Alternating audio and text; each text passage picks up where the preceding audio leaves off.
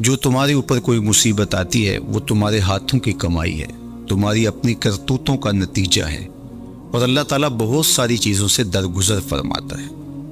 یہ اس کی کرم نوازی ہے کہ وہ درگزر فرماتا ہے اور کبھی کبھی گرفت کرتا ہے۔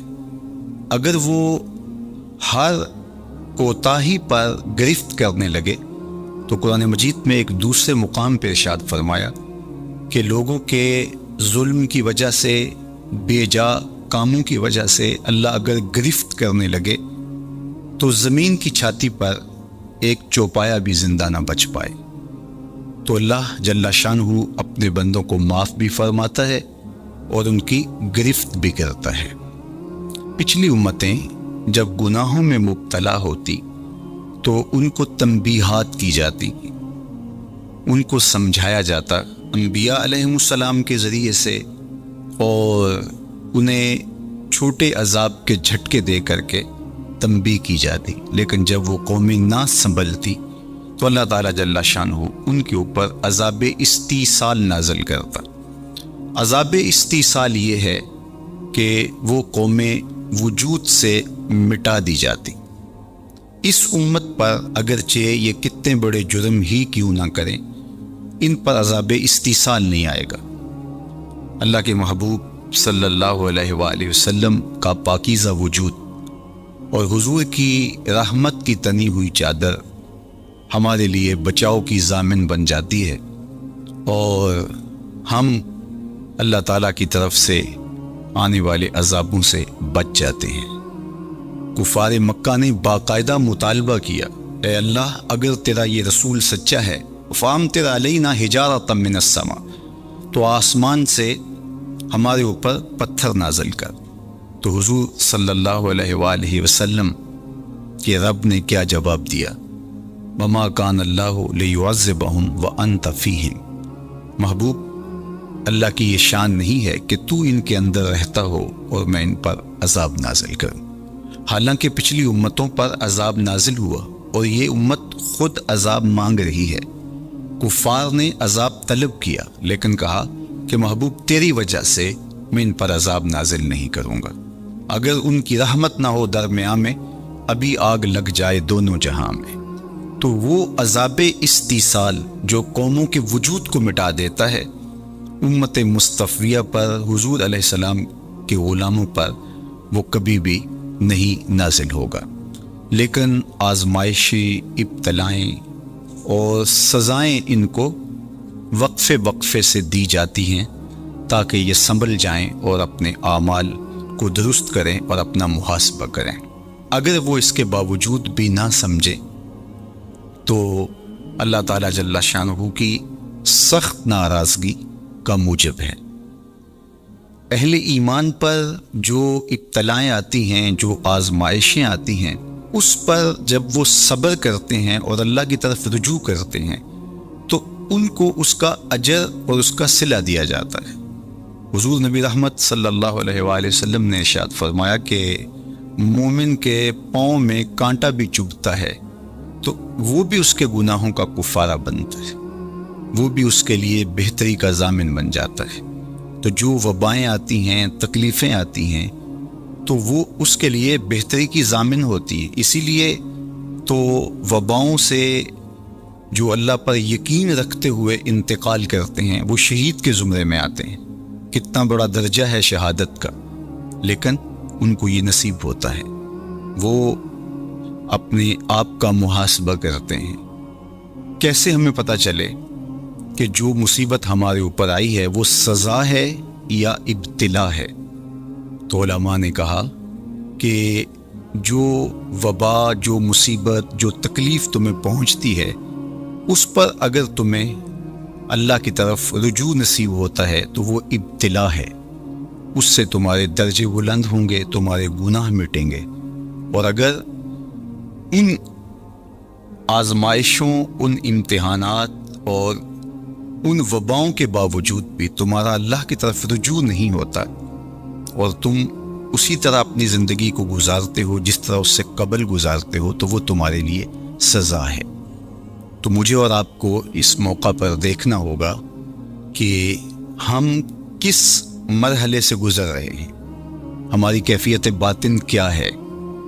کیا یہ خوف و ہراس کا عالم اور یہ وبائی امراض اور اس وقت پوری دنیا کے اوپر جو کیفیت ہے وہ ہمارے لیے اللہ کی قربت کا سبب بن رہی ہے، رجوع اللہ کا ذریعہ بن رہی ہے، توبہ و استغفار کا سبب بن رہی ہے؟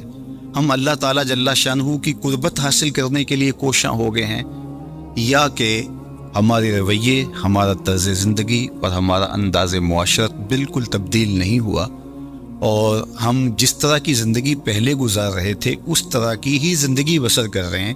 تو پھر یہ ہمارے لیے سزا ہے، ورنہ ہمارے لیے ابتلا ہے، آزمائش ہے، امتحان ہے، اور ہم اس میں اللہ کی قربت کے ذریعے سے اللہ کی پناہ میں آ کے سرخرو ہو رہے ہیں، کامیاب اور بامراد ہو رہے ہیں۔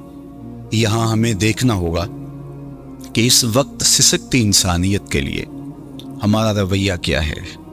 کیا ہم نے اشیاء خورد و نوش سے لے کر کے ضروری ادویات تک اور انسانی ضرورت کے لیے اس وبا سے بچنے کے لیے جو ماسک پہنا جاتا ہے اس کو حصول زر کا ذریعہ بنایا، یا کہ ہم انسانیت کی خدمت کے لیے اس وقت میدان عمل میں موجود ہیں؟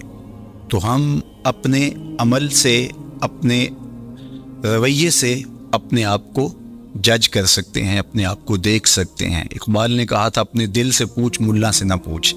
تو ہمیں اپنے اندر سے فتویٰ ملتا ہے ہم کس جگہ پہ کھڑے ہیں، تو ہمیں اس حوالے سے اپنے آپ کو دیکھنا چاہیے۔ اللہ تعالیٰ جل شانہ نے ہمیں اس ابتلا میں، اس آزمائش میں مبتلا کیا ہے، تو اس میں اس کی حکمت بالغہ کیا ہے ہم نہیں جانتے، لیکن ہم اس کی طرف ہی رجوع کر کے، اس کے حضور عجز کر کے، اپنے گناہوں کی معافی مانگتے ہوئے کثرت استغفار کے ذریعے سے اس میں کامیاب اور سرخرو ہونے کی کوشش کریں۔ اللہ جل شانہ کے محبوب علیہ السلام نے ہمیں مشکلات سے صبر کے دامن کو تھام کر گزرنے کی تلقین کی ہے، اور صبر اجر کا ضامن بنتا ہے، اور اگر بے صبری کے ذریعے سے اور واویلے کے ذریعے سے ہم وقت گزارتے ہیں تو تکلیف تو اس سے کم نہیں ہوتی، لیکن اجر برباد کر بیٹھتے ہیں۔ ہمیں ایسی مشکل گھڑیوں میں صدقہ و خیرات کے ذریعے سے اللہ کی قربت اختیار کرنے کا حکم دیا گیا۔ فرمایا گیا داؤ مرداکم بالصدقہ، اپنے مریضوں کا علاج صدقے سے کرو، تمہارے امراض کا علاج صدقے میں چھپا ہوا ہے۔ جب تم صدقہ کرتے ہو تو مشکلیں ٹلتی ہیں، تکلیفیں دور ہوتی ہیں، اور پھر تضرع کے ساتھ، زاری کے ساتھ، دعاؤں کے ساتھ، التجاؤں کے ساتھ اللہ کے حضور پیش ہو جاؤ۔ تم امتحان گاہ میں کھڑے ہو، وَاسْتَقْبِلُوا امواج البلا بالدعاء والتضرع، فرمایا کہ بلاؤں اور آزمائشوں کی موجیں جب تمہاری طرف بڑھ رہی ہوں تو تم تضرع اور زاری کے ساتھ اللہ کی مدد اور اللہ کی پناہ لے لو، اور جب تم اس کی پناہ میں آ جاؤ گے تو پھر تکلیفیں تمہارا کچھ نہیں بگاڑ سکتی، تمہارے درجے بلند ہوں گے اور تمہاری خطاؤں سے اللہ درگزر فرمائے گا، اور تمہارے لیے راحتوں کے، کرم نوازیوں کے در کشادہ ہوں گے۔ اللہ جل شانہ کی بارگاہ میں ہم دعا بھی کریں، کثرت کے ساتھ استغفار بھی طلب کریں، چونکہ استغفار ہمارے لیے تریاق کا درجہ رکھتا ہے، بالخصوص جب ہم ان حالات میں ہیں۔ حضرت سیدنا عمر رضی اللہ تعالی عنہ فرماتے ہیں لو نزلت صاعقۃ من السماء ما اصابت مستغفرا، آسمان سے کڑکتی ہوئی بجلیاں بھی نازل ہوں تو جو استغفار کر رہا ہوگا وہ ان سے محفوظ رہے گا۔ تو استغفار کرنے والا اللہ جل شانہ کی پناہ میں آ جاتا ہے، اس کی حفاظت کے حصار میں آ جاتا ہے۔ حضرت امام شافعی علیہ رحمہ فرماتے ہیں کہ میری زندگی کا نچوڑ، میں نے جو دین پڑھا ہے، دین سمجھا ہے، تو اس کا خلاصہ یہ ہے کہ ما رأیت انفع للوباء من التسبیح، وباؤں اور ابتلاؤں کے اندر تسبیح سے بہتر میں نے کوئی وظیفہ نہیں پایا ہے۔ تو جب آپ اللہ کی تسبیح بولتے ہیں، اس کی پاکی بولتے ہیں، تو آپ اللہ کی رحمتوں کے حصار میں آ جاتے ہیں، اس کی پناہ میں آ جاتے ہیں۔ تو اللہ تعالیٰ جل شانہ آپ سے مصیبتوں کو اٹھا لیتا ہے، تکلیفوں کو اٹھا لیتا ہے۔ تو استغفار طلب کیجئے، اللہ کی تسبیح بولیے اور قرآن مجید کی کثرت کے ساتھ تلاوت کیجئے۔ آج جب کہ فرصت کے لمحے ہمارے ہاتھ آ ہی گئے ہیں اور ہم کسی وجہ سے گھروں میں بیٹھ ہی گئے ہیں، تو اس موقع پر ہمیں کتاب اللہ کے ساتھ جڑنا چاہیے۔ کتاب اللہ کے ساتھ ہمارا تعلق جتنا مضبوط ہوگا، اللہ پر یقین اتنا ہی پختہ سے پختہ تر ہوتا چلا جائے گا۔ لیکن آج اگر سویر سے لے کر شام تک اور شام سے لے کر سویر تک ہم اپنا وقت یوں ہی برباد کر رہے ہوں اور ہمیں قرآن مجید کھول کر کے پڑھنے کی توفیق بھی میسر نہ آئے، تو پھر اس کا مطلب یہ ہے کہ ہم اس سزا کو کاٹ رہے ہیں، اس ابتلا سے اللہ کی قربت حاصل نہیں کر رہے۔ تو قرآن مجید کی تلاوت ہمیں اللہ کی قربت دیتی ہے، بلکہ ایک روایت میں آیا کہ جو شخص قرآن مجید کی تلاوت میں مشغول رہا اور اس مشغولیت کی وجہ سے اس کو دعا مانگنے کا موقع بھی نہ مل سکا، اللہ اس کو دعائیں مانگنے والوں سے زیادہ عطا فرمائے گا، چونکہ وہ اللہ کے کلام کے اندر مصروف ہو گیا۔ تو آج کل فرصت کے لمحات میں ہمیں اپنے بچوں کو بٹھا کر کے بھی ترغیب دینی چاہیے کہ وہ قرآن مجید کی تلاوت کریں، اور خود بھی قرآن مجید کی تلاوت اپنے معمولات میں شامل کرنی چاہیے۔ اور جتنے بھی یہ دن ہمیں میسر ہیں، اپنی روٹین اس حساب سے ہم بنا سکتے ہیں کہ قرآن مجید کے ساتھ ہم جڑ جائیں، اور اس کو اگر مفاہیم و مطالب کے ساتھ پڑھنے کا مزاج ہو اور روزانہ 1 پارہ یا 2 پارہ اس کے مفاہیم کے ساتھ، اس کے مطالب کے ساتھ اگر پڑھنا نصیب ہو جائے، تو پھر قرآن مجید کے پیغام کو سمجھنے کا ہمیں موقع مل جائے گا۔ چونکہ یہ کتاب ہمارے آقا و مولا حضور ختم المرتبت صلی اللہ علیہ وآلہ وسلم کی وساطت سے ہمارے نام، ہمارے رب کا پیغام ہے، سندیسہ ہے ہمارے رب کا۔ ہمارے رب نے ہمیں کیا کہا ہے ہمیں سمجھنا چاہیے۔ دنیا کے کسی ایسے ملک سے میرے اور آپ کے نام کوئی خط ہو اور اس زبان میں ہو جو زبان میں نہیں جانتا، تو اتنی دیر تک میں چین سے نہیں بیٹھتا، آپ چین سے نہیں بیٹھتے جب تک اس کے مندرجات معلوم نہیں کر لیتے، اس میں خوشی کی خبر ہے یا کوئی غم کا قصہ ہے، یہ خط میرے نام کیا پیغام لے کر آیا ہے۔ تو صاحب یہ قرآن حضور کی معرفت ہمارے نام ہمارے رب کا خط ہے، تو ہمیں دیکھنا ہوگا کہ اس کتاب نے ہمیں کیا پیغام دیا ہے، اس کتاب کا حکم نامہ ہمارے نام کیا ہے، اور پھر ہم اس کتاب کو اپنی زندگی میں اتار کر کے اپنے شب و روز کے اندر شامل کر کے اس کی تعلیمات کو ایک پاکیزہ اور ستھرے مسلمان بن کے ابھر سکتے ہیں۔ تو اس موقع سے بھرپور فائدہ ہمیں حاصل کرنا چاہیے، اس کی تلاوت بھی کریں۔ خالی تلاوت بھی قرآن مجید کی تمہیں محرومیوں سے نکالے گی۔ حضرت اقبال علیہ رحمہ نے اپنے ایک دوست کو خط لکھا کہ قرآن مجید اگر مفاہیم و مطالب کے ساتھ تمہیں نہیں بھی پڑھنا آتا تو پھر بھی اس کی تلاوت کو معمول زندگی بناؤ، اس لیے کہ ناظرہ قرآن پڑھنے سے بھی قلب کا تعلق حضور کے قلب اطہر سے جڑتا ہے، حضور سے قربت نصیب ہوتی ہے اس کتاب کے پڑھنے سے، اس کی تلاوت کرنے سے، چونکہ یہ حضور کے قلب اطہر پہ نازل ہوا ہے، حضور کے سینہ اقدس پہ نازل ہوا ہے، تو اس سے تعلق حضور کے قلب اطہر کے ساتھ جڑنا ہے۔ اور ہمیں فرمایا گیا کہ راتوں کی تنہائیوں میں اٹھ اٹھ کے قرآن پڑھا کرو اور قرآن پڑھتے ہوئے رویا کرو، اور یہ بھی فرمایا گیا فَإِن لَمْ تَبْكُوا فَتَبَاكُوا، اور اگر رونا نہ آئے تو رونے کی کوشش کیا کرو، تکلف کے ساتھ اپنے اوپر وہ کیفیت طاری کرو کہ تمہاری آنکھیں آنسوؤں کا خراج دیں اس قرآن کو پڑھتے ہوئے۔ کیا یہ تصور تھوڑا ہے کہ جب تم قرآن پڑھ رہے ہو تو اس خیال میں ہو کہ میں اپنے رب کا کلام پڑھ رہا ہوں؟ فرمایا تمہارا رب سے ہم کلام ہونے کو جی چاہے تو قرآن کھول کے بیٹھ جاؤ، یہ رب سے ہم کلام ہونا ہے۔ حضرت داتا گنج بخش علی حجویری علیہ رحمہ سے ایک مرید نے کہا حضرت اگر رونے کی کوشش کریں تو پھر بھی رونا نہ آئے تو فرمایا پھر اپنے مقدر پہ رویا کرو، تم اتنے سنگ دل ہو گئے ہو کہ تم رونا بھی چاہتے ہو لیکن تمہاری آنکھیں آنسوں کا خراج نہیں دیتی۔ تو اس کتاب کے ساتھ جڑ کے، اس کتاب کے ساتھ وابستہ ہو کے، اس کے ساتھ تعلق خاطر قائم کر کے اپنی زندگی کو سنوارا جا سکتا ہے۔ یہ کتاب زندگی ہے، یہ نسخہ حیات ہے، نسخہ کیمیا ہے۔ فاش می گوئم آنکھ در دل مزمرست، این کتاب نیست چیز دیگر است۔ اقبال نے کہا اگر میں کھل کے بتا دوں جو میرے سینے میں پوشیدہ ہے، یہ کتاب نہیں، یہ کوئی اور ہی چیز ہے۔ یہ زندگی بخش ہے، یہ حیات آفرین ہے، اس کا ایک ایک لفظ نور دیتا ہے، اس کا ایک ایک حرف اجالے بانٹتا ہے۔ بلکہ وہ لوگ جو اس کتاب سے زندگی حاصل نہیں کرتے اور اس کتاب کے ہوتے ہوئے بھی محرومیوں کا شکار ہے، تو بڑی خوبصورتی کے ساتھ اقبال نے تنقید کی اور سوئے ہوئے ضمیر جگانے کی کوشش کی۔ ببند صوفی و ملا اسیری حیات از حکمت قرآن گیری، با آیاتش ترا کار جزی نیست کیا یاسین او آساں بمیری۔ اقبال کہتے ہیں تو جاہل صوفی اور کاہل ملا کے ایسے پھندے میں پھنسا کہ تو نے قرآن سے زندگی تلاش نہیں کی۔ قرآن کی آیتوں سے تجھے صرف اتنا سروکار ہے، جب تیرے بوڑھے کی روح اٹک گئی تو سورہ یاسین لے کے بیٹھ گیا کہ میں اس کی تلاوت کروں اور اس کی روح آسانی سے نکل جائے۔ اقبال کہتے ہیں اس میں کوئی شک نہیں ہے، مرنے والے کو اس کا فائدہ ہوتا ہے، لیکن مجھے افسوس اس بات کا ہے کہ اس قرآن سے بھی تو نے مرنا ہی سیکھا، کاش اس قرآن سے جینا سیکھ لیا ہوتا۔ یہ تجھے زندگی کے کرینے سکھاتا، تجھے اسلوب حیات بتاتا، تجھے جینے کا طریقہ بتاتا، تجھے محمد عربی کی دہلیز پہ لے جاتا، تمہیں خدا کی قربت دیتا، خشیت الہی کے اجالے دیتا۔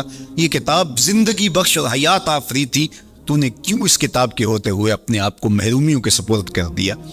تو یہ موقع ہمیں ملا ہے زندگی کی گہما گہمی میں، زندگی کی چکا چون میں، سویر سے شام تک، شام سے سویر تک بھاگم بھاگ لگی تھی، تو کسی وجہ سے لمحے فرصت کے ہاتھ آ ہی گئے ہیں۔ تو آئیے ہم اپنا رب کتاب اللہ سے جوڑیں، قرآن سے جڑ جائیں اور اس کی تلاوت کو شعار زندگی بنا لیں۔ گر تو می خواہی مسلمہ زیستن نیست ممکن جز با قرآن زیستن، اگر تو مومن بن کے، مسلمان بن کے جینا چاہتا ہے تو قرآن کے بغیر تیرا ایک لمحہ بھی نہیں بیت سکتا۔ تو اس کتاب کے ساتھ ہمیں وابستہ ہونا چاہیے، روزانہ 1-2 پارے خود بھی پڑھنے چاہیے اور اپنے بچوں کو بھی اس کی ترغیب دینی چاہیے۔ روزانہ ہماری صبح کا آغاز تلاوت کلام مجید سے ہو تو زندگی کتنی خوشگوار، پر نور، تاباں اور منور ہوگی۔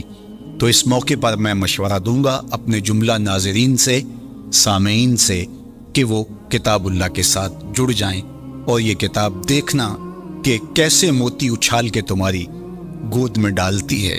یہ دنیا کی واحد کتاب ہے جو اپنے قاری کو اس کے نفسیات کے مطابق، اس کے مبلغ علم کے مطابق، اس کے ظرف کے مطابق اس کو عطا کرتی ہے۔ دنیا کی کتنی کتابیں ہیں جو ایک عام شخص کے لیے تو دلچسپ ہیں، لیکن جو علم کی بلندیوں پر اڑ رہا ہے تو اس کے لیے اس کتاب میں کچھ بھی نہیں ہوتا۔ اور کتنی کتابیں ہیں جو اہل علم کے لیے تو سرمایہ ہیں، لیکن جو نچلے درجے کا عام شخص ہے اس کو اس کی سمجھ ہی نہیں آتی۔ لیکن قرآن ایک ایسی کتاب ہے، اس کو جس طبقہ زندگی سے تعلق رکھنے والا پڑھے، چاہے وہ ایک عام شخص ہو اور چاہے وہ بہت بڑا مدقق ہو، جو بھی پڑھے قرآن اس کو اس کے ظرف کے مطابق فیض دیتا ہے۔ ہم ہوئے، تم ہوئے کہ میر ہوئے، اس کی زلفوں کے سب ہی اسیر ہوئے۔ یہ اس کتاب کا اعجاز ہے، اس کتاب کا کمال ہے، اور یہ اپنے پڑھنے والوں کے لیے آسان ہے، رشد و ہدایت کی ضامن ہے اور اللہ کی قربت کا ذریعہ ہے، ہمیں زندگی گزارنے کا اسلوب دیتی ہے اور حیات آفرین کتاب ہے۔ تو اس کے ساتھ ہمیں جڑنا چاہیے اور اس موقع سے ہمیں بھرپور فائدہ حاصل کرنا چاہیے۔ ایک بات میں یہ بھی عرض کرنا چاہوں گا کہ اس موقع پر خاص طور پہ ہمیں تھوڑا سا اپنا محاسبہ کرنے کے لیے بھی وقت مل گیا ہے۔ بھاگ دوڑ کے اندر سویر سے شام تک ہمیں اپنے آپ پر غور کرنے کا موقع نہیں ملا اور مقصد حیات کو سمجھنے کی فرصت نہیں ملی۔ ہم کیوں آئے تھے دنیا پر؟ مقصد زندگی کیا تھا؟ کیا رزق کمانا ہی مقصود حیات تھا؟ چلو حلال ہی صحیح، یہ تو کام چیونٹی بھی کرتی ہے، صبح اپنی بل سے نکلتی ہے، کسی کو ضرر نہیں دیتی، تکلیف نہیں پہنچاتی، حلال رزق جمع کرتی ہے اور شام تک وہ اس کام میں لگی رہتی ہے۔ موسم برسات کے لیے بھی جمع کرتی ہے، اپنے بچوں کے لیے بھی ضرورت پوری کرتی ہے، کسی کو تکلیف بھی نہیں پہنچاتی۔ اگر یہی وظیفہ حضرت انسان کا ہے تو پھر انسان میں اور حیوانات میں بہائم، وحوش، طیور میں فرق کیا ہوا؟ یہ اشرف المخلوقات پھر کس بات پہ ہوا؟ تو کیا یہ انسان کے لیے باعث شرف ہے؟ نہیں، انسان کے لیے شرف کا سبب کوئی اور ہے۔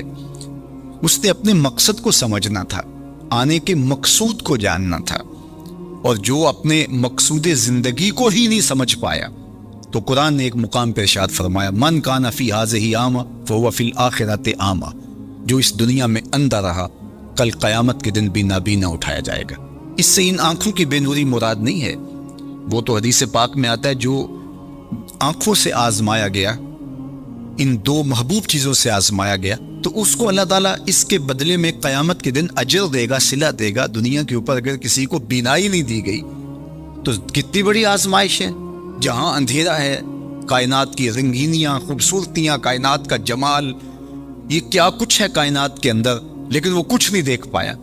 اب وہ ایک عجیب اذیت سے تو گزرتا ہے لمحہ لمحہ، تو اس کا صلہ اس کو اس کے بدلے میں آخرت میں دیا جائے گا۔ تو یہ نہیں کہ دنیا کے اوپر نابینا تھا کوئی، ان ظاہری آنکھوں میں روشنی نہیں تھی، تو قیامت کے دن بھی نابینا اٹھایا جائے، اس کا کیا قصور؟ اس سے مراد دل کا نابینا ہونا ہے۔ جو اس دنیا میں اندھا رہا، جس کے دل نے اللہ کی معرفت کا نور نہ پایا، جو مقصد زندگی نہ سمجھ پایا، جو مقصد زیست نہ سمجھ پایا، میں دنیا پہ آیا کیوں تھا، وہ کیا خوب کہا تھا اکبر الہآبادی نے، کیا بتائیں احباب کیا کار نمایاں کر گئے، بی اے کیا، نوکر ہوئے، پینشن ملی اور مر گئے۔ زندگی کا یہ مقصد تو نہیں ہے۔ تو زندگی کسی کام کے لیے ہم اللہ کی معرفت حاصل کریں، اپنی زندگی کے مقصود اور مدعا کو سمجھیں کہ ہم کیوں تخلیق کیے گئے، اور ہمیں فہم و فراست اور عقل و خرد سے کیوں نوازا گیا۔ تو وہ مقصد اگر ہم نے نہیں پایا تو اس موقع پہ ہمیں اپنا محاسبہ کر کے غور کرنا ہوگا اور اپنی زندگی کی راہوں کو درست کرنا ہوگا۔ اللہ کے حضور رجوع کریں، سچی توبہ کریں۔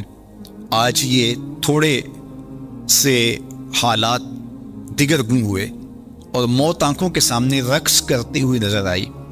ابھی تو ہم نے سوشل میڈیا پہ مختلف لوگوں کی موت کے رقص کو دیکھا، ہم نے الیکٹرانک میڈیا کے اوپر مختلف ممالک کی خبریں دیکھیں اور دل لرزنے لگے۔ اور جب اپنی آنکھوں کے سامنے ان لوگوں نے یہ مناظر دیکھے ہوں گے تو کیا عالم ان کا ہوگا، اور کیا کیفیت ان پر بیتی ہوگی، اور کس کرب سے، کس اذیت سے وہ گزرے ہوں گے۔ اور ہزاروں انسانوں میں سے کوئی ایک شخص آغوش موت میں اترا، اور اس کی سسکیاں اور آخری لمحے اس کی تڑپ اور اس کی بے چینیاں اور اس کے خاندان کی محرومیاں اور ان کی آنکھوں سے برستے ہوئے آنسو دل لرزا دیتے ہیں۔ تو ذرا 2 لمحوں کے لیے تصور کر لیجئے کہ اربوں انسان ہیں، تو چند ہزار لوگ آغوش موت میں اترے تو ہمارا وجود لرزنے لگا، تو وہ لمحہ کتنا دردناک ہوگا جب یہ زمین بھی لپیٹی جا رہی ہوگی، جب آسمان بھی لپیٹا جا رہا ہوگا، اور ہر ذی روح اس دنیا سے رخصت ہو رہا ہوگا، اور خوف قیامت اور قیامت کا وہ زلزلہ، وہ جھٹکا، اپنے اطراف میں دائیں بائیں آگے پیچھے لاشیں گرتی نظر آئیں گی، اور پھر جسموں کے پرزے اڑتے ہوئے دکھائی دیں گے۔ اذا زلزلت الارض زلزالها واخرجت الارض اثقالها وقال الانسان ما لها یومئذ تحدث اخبارها۔ وہ داروگیر کے لمحے، وہ ایک خوفناک چنگھاڑ اور چیخ، وہ اتنا دردناک لمحہ ہوگا کہ ہول قیامت سے پیدا ہوتے ہوئے بچے کے بال سفید ہو جائیں گے۔ وہ اتنا دردناک لمحہ ہوگا۔ تو وہ لمحہ بھی آنے والا ہے، اور ہم سب لوگ آغوش موت میں اترنے والے ہیں۔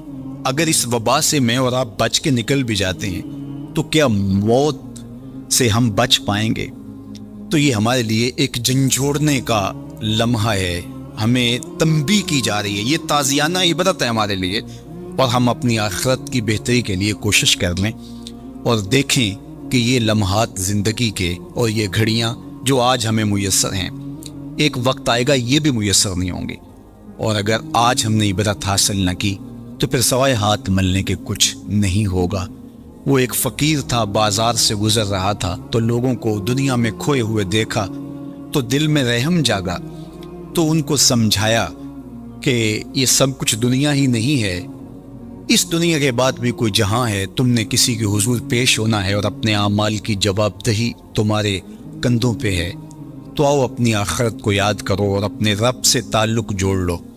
لوگوں نے کہا جا بابا کام کر، تجھے کیا پتا کہ دنیا کی لذتیں کیا ہیں اور ہم کس کام کاج میں لگے ہیں، جا اپنا کام کر۔ وہ شخص دل برداشتہ ہو گیا، وہاں کھڑا ہو کے آنسو بہانے لگا۔ کوئی شخص گزرتا ہوا رکا تو اس نے ایک شخص کو روتے ہوئے دیکھا تو رک کے کہنے لگا کہ کسی نے تجھے تنگ کیا ہے، کسی نے تیرے اوپر کوئی زیادتی کی ہے، تم کیوں رو رہے؟ اس نے کہا کسی نے کوئی زیادتی نہیں کی، بس ان کے رویے نے رلا دیا۔ کہا کیا ہوا؟ کہا گزر رہا تھا، ان کو دنیا میں کھوئے ہوئے دیکھا، دل میں خیال جاگا کہ ان بندوں کی اور رب کی صلح نہ کروا دوں۔ تو کہا پھر کیا بنا؟ کہا وہ تو مان گیا تھا، یہی نہیں مانے۔ وہ تو کہتا تھا لے آ میری دہلیز پہ، میں سارے گناہ معاف کر دوں گا۔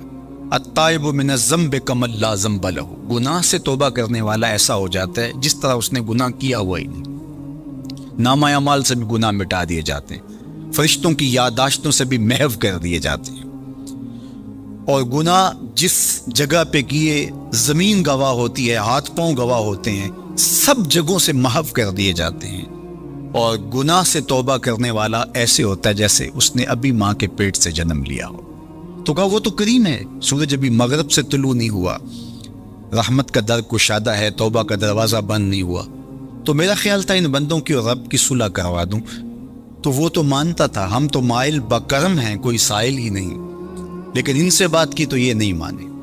خیر وقت گزر گیا، وہی شخص دو ایک دن کے بعد قبرستان کے قریب سے گزرا تو وہی فرد وہاں روتا ہوا پایا گیا۔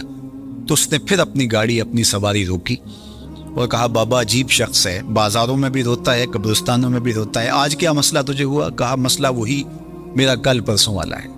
کہا کیا ماجرا ہوا؟ کہا بازار میں گیا تھا اور میرا خیال تھا کہ بندوں اور رب کی صلح کروا دوں، وہ تو مان گیا لیکن یہ نہیں مانے، مایوس ہو کے آج قبرستان والوں کے پاس آ گیا اور یہاں میرا خیال یہ ہوا ان کی اور اس کی صلح کروا دوں۔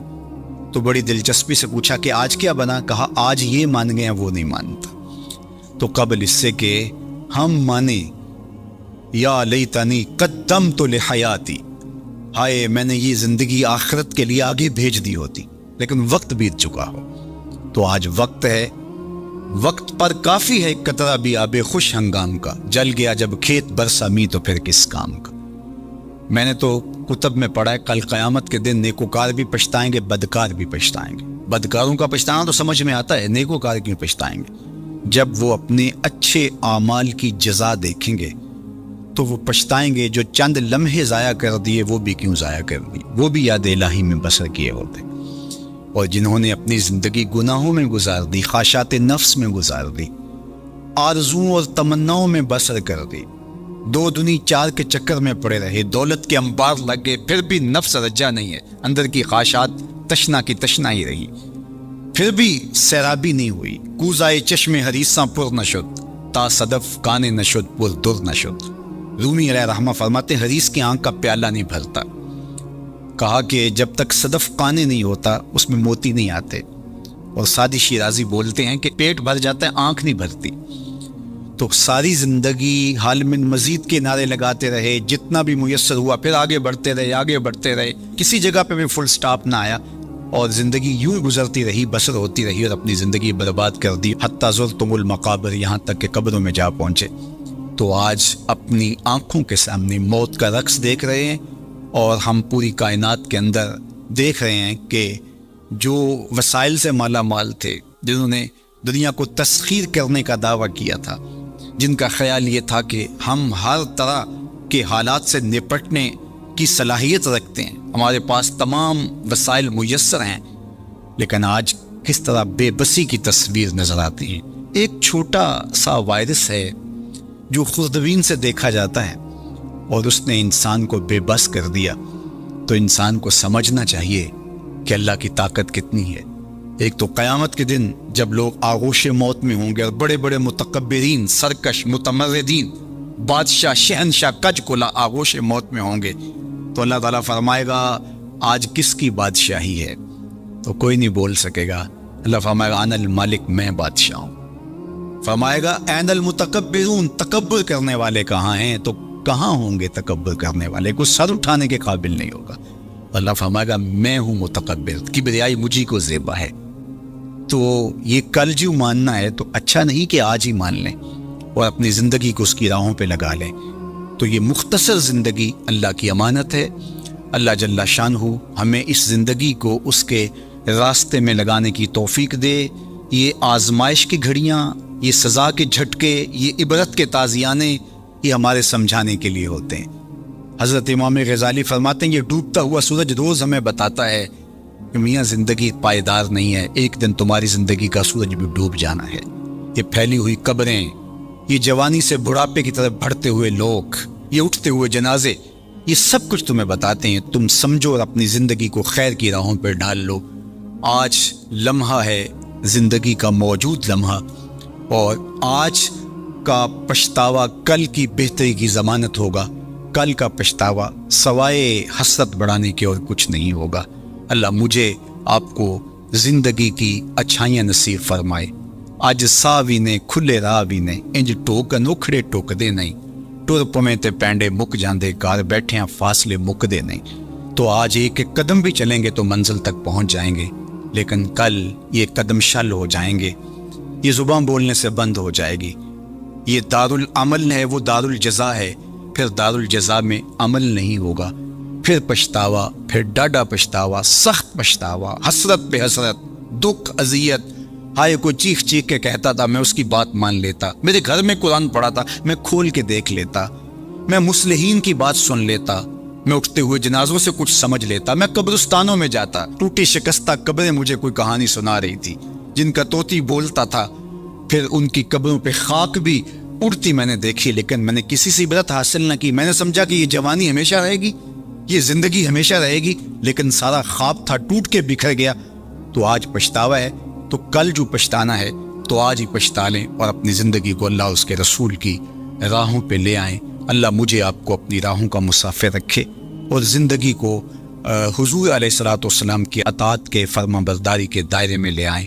وآخر دعوانا ان الحمد للہ رب العالمین، الحمد للہ رب العالمین، والصلاۃ والسلام علی اشرف الانبیاء والمرسلین۔ اللہ اٹھے ہوئے ہاتھ، پھیلی ہوئی جھولیاں اپنی رحمتوں سے بھر دے، بخت کی بہاریں نصیب فرما دے، مقدر کی خزائیں رخصت کر دے۔ جئیں تو تیرے لیے، مریں تو تیرے دین کے لیے، زندگی کی آخری ہچکی تک تیرے رسول کے وفادار رہیں۔ ہر علت، ہر قلت، ہر ذلت سے رہائی عطا کر دے، اپنے محبوب کے در کی گدائی عطا کر، نفس و شیطان کے مکر و فریب سے، دجل و تلبیسات سے ہماری حفاظت فرما۔ اے اللہ ان وباؤں سے نجات عطا کر دے۔ اے اللہ تیری مخلوق تڑپ رہی ہے، سسک رہی ہے، میرے مالک اپنی مخلوق پہ رحم فرما اور اپنا خاص کرم فضل ان پہ نازل کر دے۔ اے اللہ اس وبائی مرض سے نجات عطا کر دے، اپنا خاص کرم فضل اللہ امت مسلمہ کا مقسوم کر دے۔ اللہ میرے وطن کی خیر فرما، میرے ملک کو امن کے اجالے عطا کر دے۔ اللہ میرے ملک کی معیشت کو جمال عطا کر دے، خیر، خیریت، برکت، رحمت اور راحت ہمارا مقدور کر دے۔ اٹھے ہوئے ہاتھ خالی نہ موڑنا، پھیلی ہوئی جھولی اپنی رحمتوں سے بھر دے۔ ساری زندگی اپنی چوکھٹ کا فقیر رکھنا، اپنی دہلیز کا نوکر رکھنا، کبھی کسی کا محتاج نہ کرنا، ہمیشہ اپنی چوکھٹ کا فقیر رکھنا۔ اللہ ہم تیرے عاجز، ناتواں، کمزور بندے تیری دہلیز پہ ہاتھ پھیلائے، جھولیاں پھیلائے تیری رحمت کی بھیک مانگ رہے ہیں۔ میرے مالک اپنے کرم سے ہماری جھولیاں اپنی رحمتوں سے بھر دے۔ اس وبائی مرض سے اہل وطن کو، پورے عالم کو نجات عطا کر دے۔ اے اللہ اس مرض کو دور کر دے، اس کو ہواؤں میں اڑا دے، دنیا کے افق سے اس کو غائب کر دے۔ اللہ جو موجود ہے اس کے لیے اپنے کرم سے دوائیں نصیب فرما۔ اے اللہ اپنا خاص کرم فضل اس وطن پاکستان کے شامل حال فرما، جو مسیحا قوم کے اس وقت اس بیماری کے ساتھ نبرد آزما ہیں اور مشکل حالات کے اندر مریضوں کی دیکھ بھال کر رہے ہیں۔ اللہ ان ڈاکٹرز کو حفاظتوں کے حصار میں رکھنا۔ ہماری پاک فوج، ہماری پولیس اور ہمارے ادارے جس طرح اس مشکل گھڑی میں قوم کے ساتھ آ کھڑے ہوئے، اپنی جانوں کو ہتھیلیوں پہ رکھ کے اے اللہ ان کی حفاظت فرما، ان کے اہل و عیال کی حفاظت فرما، ان کے بچوں کی حفاظت فرما، ان کی نسلوں کو خوشبودار رکھنا اور اپنی پناہوں کا حصار عطا کرنا۔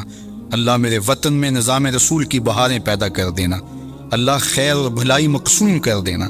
اے اللہ سسکتی انسانیت کا یہ درد دیکھ کر کے دنیا کے جو کارپرداز ہیں ان کو یہ سوچنے کی توفیق دے کہ کشمیر میں، القدس میں اور دیگر بلاد اسلامیہ کے اندر سسکتی انسانیت کیسے وقت کاٹتی ہے، اور دنیا کے اوپر امن کے لیے پائیدار کوششیں کرنے کی توفیق عطا فرما۔